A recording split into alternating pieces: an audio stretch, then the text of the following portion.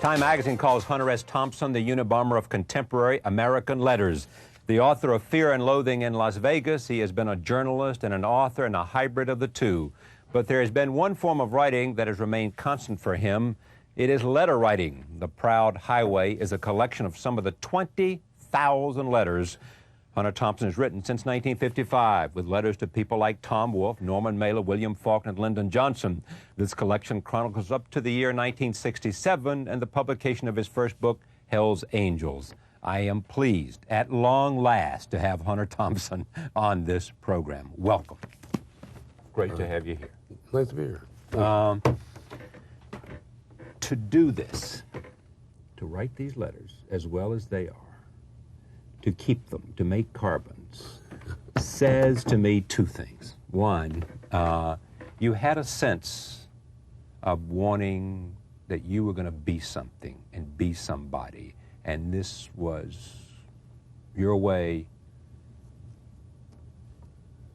Yeah, I think I had to be. I had to have that sense. I had to have it as a writer. I'm thinking off the top of my head here, because I was not going to make it in other ways. You know, Nelson Algren once said, in a question asked me, why are you a writer? And he said, because I couldn't be anything else. You know, I tried cab driving. I tried working on the railroad. You know, I didn't even get a job most of that time. I was evicted from, fired from every job I had. And then evicted from every place I lived. So eventually, I guess in '72, I moved to Colorado. I finally had to buy the place because I couldn't move anymore. Yeah. There was just too much. It was like a piss ad. And, you know, I began to kind of call in the letters. My mother had some. Bill Kennedy had some. He does the foreword to this book. Yeah, yeah. We'll talk about his wine drinking later on. All right, we'll get to that. Yeah. But you had the copies, and you kept them, and you kept them in that trunk. Trunks. Trunks, yeah, exactly. Yeah. Trunks. Oh, boy. Why did you keep them? I'm trying to think. I guess because as sort of a breaking-in journalist at that time, I was taught, and I have since taught, that what you want to do is keep copies of your stories and your bylines. You know, that's your passport for your next job. And I guess I figured that, what the hell, I'm going to keep copies of the stories, I may as well keep the letters. We can know more about about Hunter Thompson from these letters than anything that he has written outside of letters or anything he's done in his life. Yeah, you try having every page of your life. For every one letter in here, there are 12 or 15 cut out. But I had to listen to these things for a year with the editor, Doug Brinkley, and my son and his wife parading these things in front of me. So I'd say, well, how about this one, Hunter? Calm down. You know. And then who is this and who is that? So I had to rank my memories. And yeah, it was like, this is your life in spades. As you went back and reviewed them. Had to, you know. And the correspondence. Yeah, these were real. I've never even looked at these things until they came out of the basement, like some kind of a genie, you know, that was down there. Writing was the only thing that you knew you could do that satisfied you. Well, that I could get paid for. They didn't pay for the other stuff. And then when I learned about newspaper work, I learned that to work for a morning paper, you can work late at night. You know, you can go to work at 2 o'clock and, you know, get off at midnight or so. Once you learn that, I can't imagine going back. Yeah, I did an afternoon paper after I got out of the Air Force. Jesus Christ, I didn't know the difference. Suddenly I had to go to work at 7 in the morning, and I didn't last long at that. Yeah. Did you create a persona that you thought would serve you? Serve me? That was you. I'm afraid if I created it and then, you know, crafted it and made it, Yeah. no, that's giving me too much credit. Being a hillbilly, a lazy person, basically, I had to stick with whatever it was. I just documented it. Now, why? You just documented what you were. Well, but by doing a logical thing, like keeping letters, yeah, I did have a sense, and it's clear in this book, that I was going to be a writer. And if the reason was, well, I can't do anything else, well, so be it. You know, you try going and getting a job now as a stockbroker. Going through personnel agencies. You know, selling used cars. But before I did the Hells Angels book, I found myself lining up at 4:30 in the morning in San Francisco, down on Howard Street, with winos, you know, literally, Yeah. to be selected. I mean, I was lining up for the selection process to be picked out as those worthy to be allowed to deliver Safeway, you know, handbills all around the neighborhood, every household. You lined up to be considered and I was worthy to do rejected. I was rejected. that. Why? You didn't measure up. Politically, yeah, right, didn't measure up, yeah. And I thought, what the hell? People, you know, being hauled forward, helped forward into the truck, and then luckily, Yes. yeah, I knew that that wasn't going to work. I couldn't get a job as a cab driver because I hadn't been there long enough as a registered voter. Yeah. Oh, I tried every conceivable thing. The newspapers wouldn't hire me. What writer has taught you the most? Who have you learned the most from? Well, taught me the most. I think maybe the most important lesson I was trying to learn early was that since I was this desperate and this kind of, you know, very limited qualifications for anything else, I was trying to set my fate and figure out if I could get away with it. And what I learned from Hemingway mainly, I think Hemingway, the best lesson from him, I had quarrels with some of his prose or writing, you know, here and there. But what he taught me was that you can want to be a writer and get away with it. You can be a writer. And that was very important at the time. It wasn't like I was I wasn't a dilettante. I wasn't playing around. I had to be a writer. And that helps.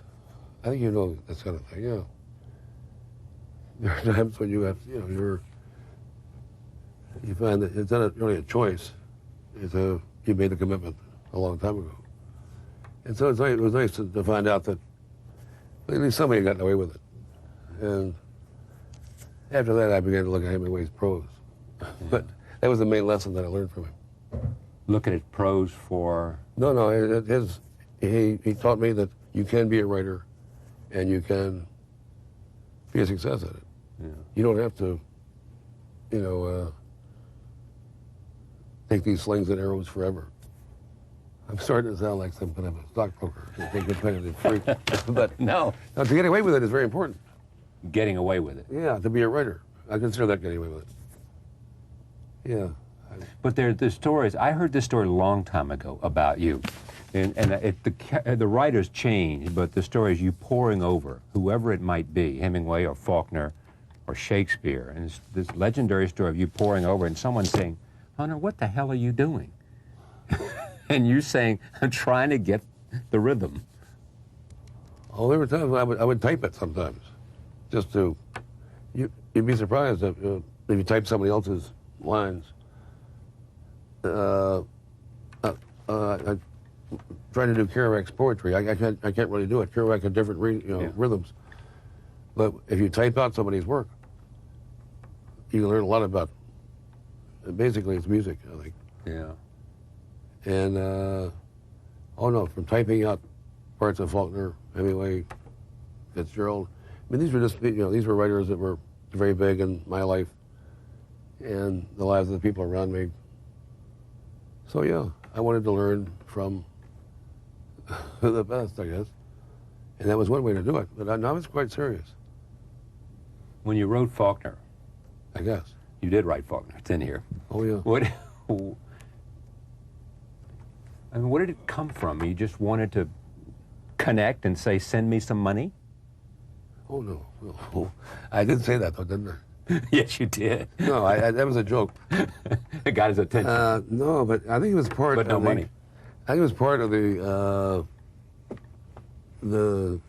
thinking, the hubris of the 60s. It was even before the 60s. Yeah, it was. Okay. That, well, I'd connected previously with, I would call James Reston, like at 3 in the morning. At his cabin in Virginia. Yeah. And the Times, when I talked to the Times, they'd give me his number and ask him why the Soviet Army chorus wasn't being let into the country, being allowed in. I was outraged at that. Yes. And once you learn you can do that. It's licensed. Yeah, it's licensed to go fishing. But I'm finding out, yes. But I'm finding out the other side of it now. Yeah. Yeah. Oh, so you get in the Yeah, I call. had to change my phone number every 3 days. But Because of this book, or because oh no, this, no. they want to talk to you? Well, they is a complicated mix of fans. But I think the 60s were a time when, like when I applied for a job Yeah. as the governor of American Samoa. Oh, this was a letter to Lyndon Johnson. Yeah. Well, why not? Exactly what, but it was not a prank, as someone as he tested. No. I really believed that I was the best person. Not, you know. Well, you could probably make an argument. I did. I know. And I thought I was still in the running Until. when I got pissed off about his Vietnam policy enough Yeah. to write him and say, take my name off the list. Just love it. And if that was hubris, well, but I think in the 60s... Well, what was it? If it wasn't, what was it? I mean, it's it was a, well, hubris or something else. or a psychotic episode where you believe that the authorities are really on your side. Yeah. Norman Mailer said it one time very well, that with Kennedy, John Kennedy, you had a belief that if you could get over the White House fence, you know, over the spikes and that, and run crazily across the yard, dodging the Secret Service people, then if you made it to the White House, that Kennedy would say, come on in, you know, you were safe there. In other words, if they didn't get you before Yeah. you got to the door, you were home That free. the guy on top was really going to be on your side. Exactly. If you could run through that Yeah. course. Well, I was just trying to, these letters in this book, that was my way of running through it. I believed that Lyndon Johnson would get these letters. Well, Larry O'Brien answered them. Yes, exactly. Oh, no. The Postmaster General. Yeah. At that time, I think he was a special assistant, too. Right. Special sense to Jack Kennedy and stayed on, and then Lyndon Johnson made him Postmaster General. Yeah. And commissioner of the NBA. Right. No, O'Brien had a great sense of humor. But when he wrote back, I thought he was serious. You know, I went out and tried to charge up some white linen suit. Now, do you have any sense? This sounds like I'm your priest, but here goes. It's a nice role for you. I'm sure you're quite at home with it. Well, I don't know, but I try. Go ahead. I can't do it. No, I can't either, but I'll try. There's all that talent there. Has it been used well or squandered? You mean, could I have been even higher and brighter? I could have been... Not higher and brighter, just, you know, read these letters, and there is huge talent. I would have to say that, yeah. It is. It's like, you know, you can identify it. Res like ipsa loquitur. Res ipsa loquitur. Yeah. And I probably still misspell it. You can imagine how many corrections I've had. From the Harvard Department of Languages. Yeah. All in there people But say... stay with me on the idea. Oh, okay. All right, you know, at the final day of reckoning, he says, or she says, Hunter, have you done everything and the best with what I gave you? Have you?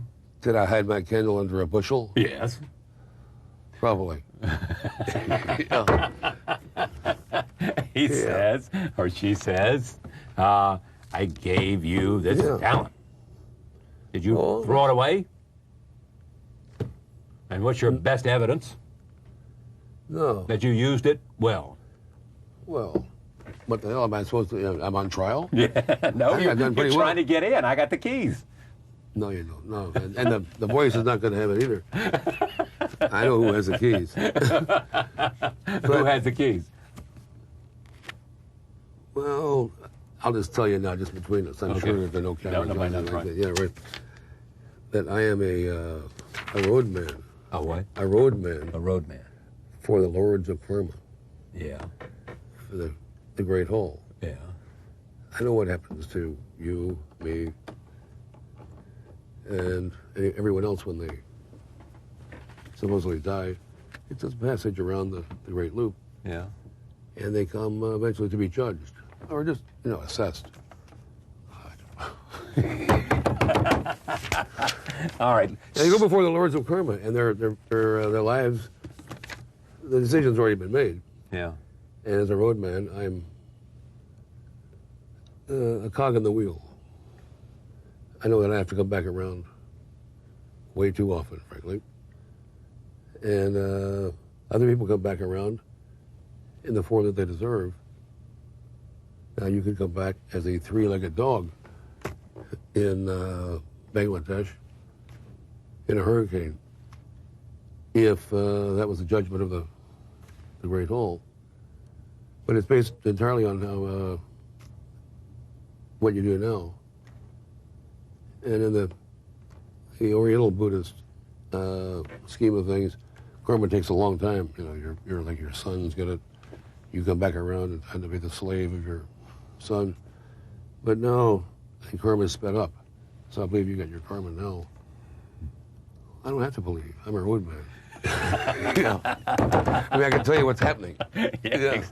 Now, you said in this that two things that you wonder about. One, did all the people do the same thing? Did they keep their letters? Did they have their letters? Did they write these letters?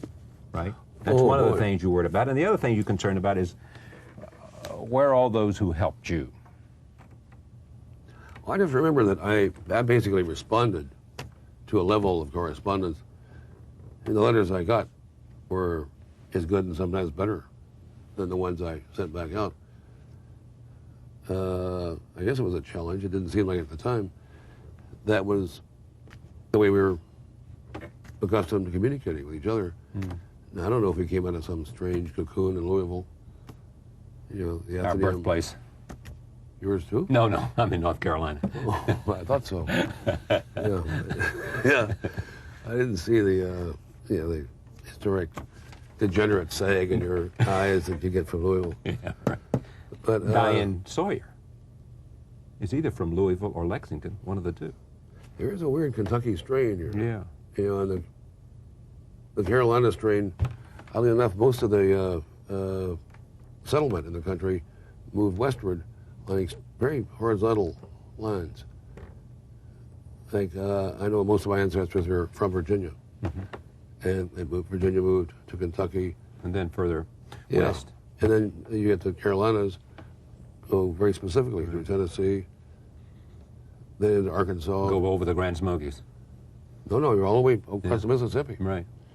Like in the north, Wyoming and Colorado are very different states because they were settled differently.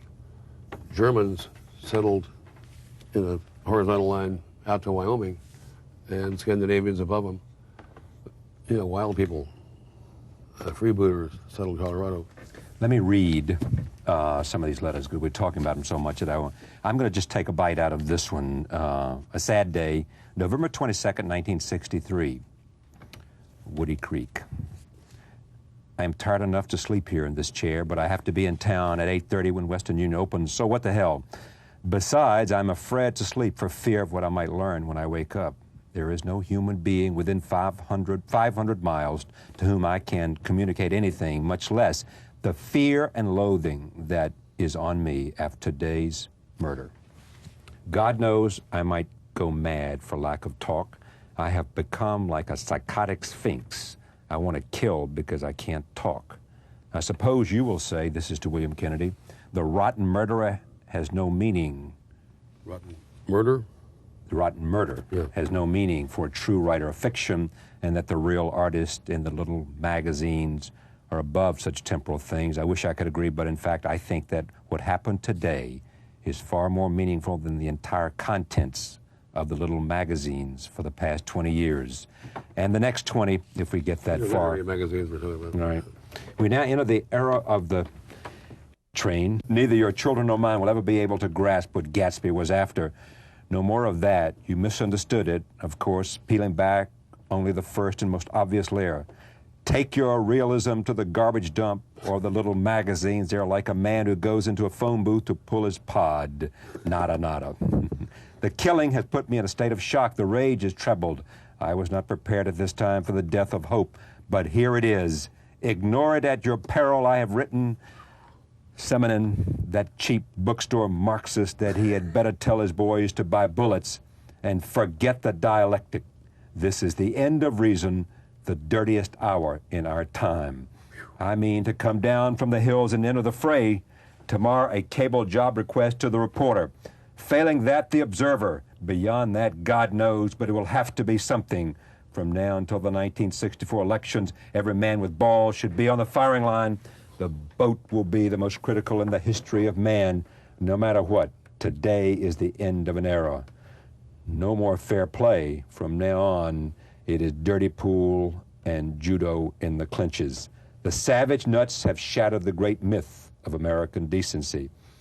They can count me in. I feel ready for a dirty game. I was angry. Yeah. Read one for me. You read one for me. There's always a mistake, but what do you want? I don't know, you take it. Well, let's just open the, you know. Here's one to Charlie Carroll. Oh. What are these? Glasses that I use to read. Maybe I could use them too. Let's see. Aha, I can. I keep them dangling over the house. Yeah, I know. What a horrible curse. There is now surgery for that. Oh, the Russian stuff? Yeah, exactly. Yeah. Exactly. They're getting better at it. Retinal, laser. Yeah, all that stuff, yeah. Well, when it works for you, let me know. Because I think one of the great things I could do for the human race would be to solve this problem. What a curse it is. To have glasses dangling all over the house, or not to be able to read? Well, it'd be a lot worse not to have any glasses dangling over the house. What the hell did people do in the 13th century? When they went they didn't read anything. But imagine being half blind in the middle of some war. You're working for Genghis Khan. You can't see the enemy. Yeah, I know. No wonder they died early. All right, this is a letter to Carroll. Let's see. Well, Doug Brinkley's note here says, researching the Hells Angels had inherent dangers. March 26, 1965, 318 Parnassus, San Francisco. Dear Charlie, it's been a wild day here. I don't know what's coming. We'll try to keep with it. Let's hope the rhythm's maintained. It's been a wild day here. At 6:30 this morning, I finally rooted the last Hell's Angel out of my living room and went to bed, just as Sandy was getting up to do her 4-hour stint at the real estate office. I'm doing a piece on motorcycle gangs for The Nation. No money, but plenty of kicks. Before I let them into the house last night, I explained that I didn't go much for fist fighting, but preferred to settle my beefs with a double-barreled 12-gauge shotgun. They seemed to grasp this concept, and we got along fine. Sandy, my wife, Sandy's hysteria abated. I was a gallon of wine and a case of beer poorer, but in the end, I think I got the makings of about 5 good stories. Paragraph. That's what prompts me to write to you tonight. I have done many more hours of research on this than any Nation article, parentheses at $100 each, deserves, and right now I'm wondering what to do with the rest of it. Well, pretty good choice. As you know, I guess, Both Time and Newsweek did pieces on it this week, but mainly arm's length bullshit, despite the Newsweek claim that their man submerged himself in the action. About half those quotes came out of Chronicle, SF Chronicle clips, a very funny and colorful series done by my old friend George Draper and my new friend Bernie Jarvis. There's a little asterisk here, and it says Draper and Jarvis both worked for the Chronicle. Jarvis, who appears as Pritam Bobo in Hell's Angels, introduced Thompson to the biker gang. All right, now here's my question. Do you, in going back over these and reading them for this book... That's the first time I read that. The first time you ever read that? First time I read that in 20 years, yeah. Yeah. I mean, what did it tell you when you reread these? What did you...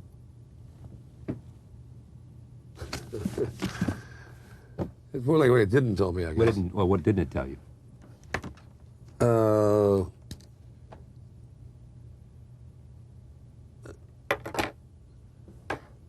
This sounds like more of that familiar hubris, but I actually lived in fear, and this is for a year, and I couldn't say anything. It was understood that whatever they brought out of the files was the files, and I kept thinking, why didn't eat acid or LSD for a long time? People told me that I was far too violent, to ever go near acid. And I kind of filed it. I didn't go near acid for a while, but finally I did, and I was not that violent, oddly enough. It was a nice feeling, but I kept waiting for, all your letters every day for 10 or more years. I kept, nobody would volunteer for that, I don't think. Only a madman or somebody who had some kind of a troll into the records. So I figure I got off easy. I didn't find out that I was really a monster. Yeah. That I betrayed my friends of the youth and walked on their heads and was a liar. Yeah, I think my main crime that I wasn't making enough money. So I look at it as a justice, like the right wheel comes around. And I'm just getting paid for my work during that period. During this period, I was not paid for my work. And no wonder. I was writing 10 pages a day and sending 9 of them to people all over the world. Kennedy justifying fiction. And I'm not sure what I was thinking. I mean, everybody. Oh, yeah. I mean, sometimes I'd write 3 and 4 a day. Huge ones, too. And very, almost similar. Today you'd put it on a computer and change the name. Exactly. That's exactly what you do. How do you write today? Computer? No, I still work on the, it's a new IBM Selectric. Yeah. I didn't even know they had IBM Selectrics now. Oh, well, you ought to order one. Have it set up, rent one for 2 weeks. It is like a computer. Yeah. No more of those wheels and that. It's, I'm not selling them. But no, I use the computer a lot. And, all right, now let me come on to some other things I want to talk about. One is the mainstream press in America today, your indictment is? Indictment? Indictment. All right, those swine. I think they've, and I don't blame them necessarily, but accepted the truly heinous morass of the Clinton administration. This makes Harding look like some kind of avenging angel. I think the press has accepted it as sort of normal, but I think people have. And I guess to some extent I have, because I'm not out there on the ramparts demanding better, or death for the the lying dog. That's where the fun was. We need a cultural revolution in America. I wasn't asking for a handout. I just wanted people to, heads chopped off. And there was great satisfaction in that. And despite the curses and disses of whoever wants to judge the 60s, now. Well, you say you have more. I mean, you judge Nixon higher than Clinton. I mean, your contempt for Clinton is so strong and we so. got rid of 2 presidents. Johnson and Nixon. Yeah. And I guess beat Goldwater, elected Jack Kennedy. And that was a pretty active period. I mean, you really could feel a part of politics. And, yeah, if you didn't really feel it viscerally or in the mind, you could get beaten a few times or gassed. If you're getting the tear gas, yeah, I miss it. Yeah, right. Yeah, I do. I mean, I really, everybody should be gassed on. It's like I'm for the draft.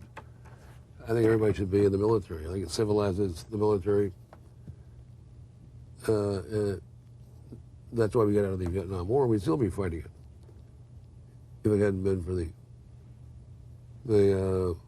the draft and the people who got drafted. No, Christ. We may be in a war now, we might not know it. There may be 2 or 3 going on. Uh-oh, we're wandering. Yes, you swine. No.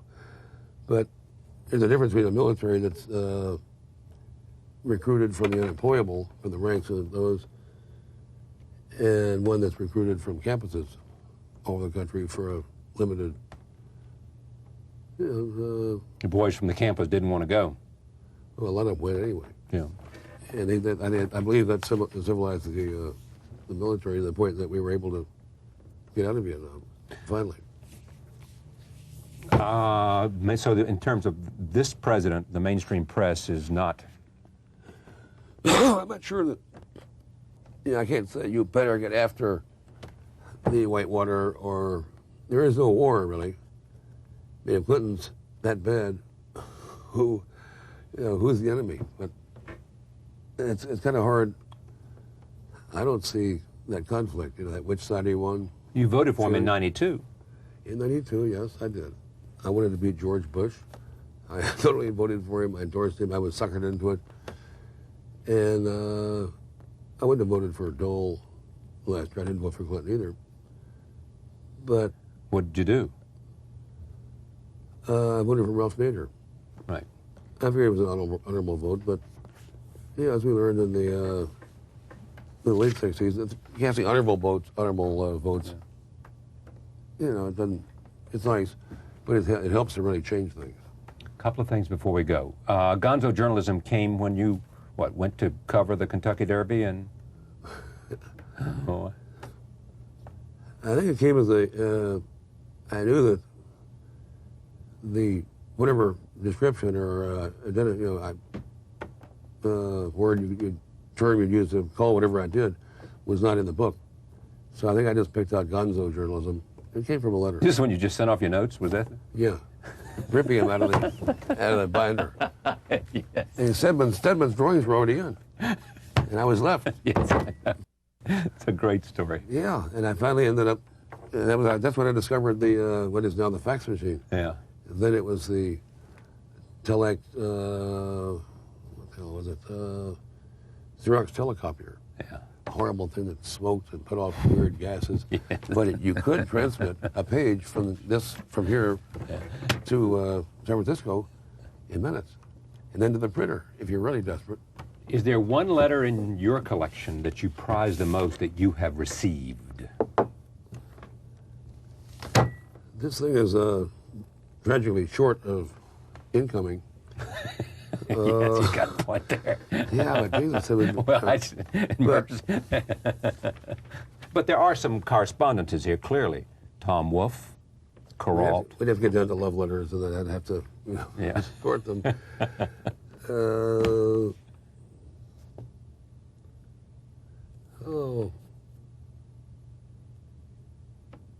No, I couldn't. It's been an incredible pleasure and a nightmare at times to go through this correspondence. It kept the skills sharp, didn't it? You bet. Yeah. It did that. Yeah, you could not sleep or lie down. The Proud Highway, Hunter S. Thompson, Saga of a Desperate Southern Gentleman. That's me. Right. I thought you'd get that. Yeah. Edited by Doug Brinkley, forward by the famous William J. Kennedy. Thank you, Hunter. Hey, thank you. Pleasure. That was fun. My thanks to Hunter Thompson. Up next, Isabella Rossellini.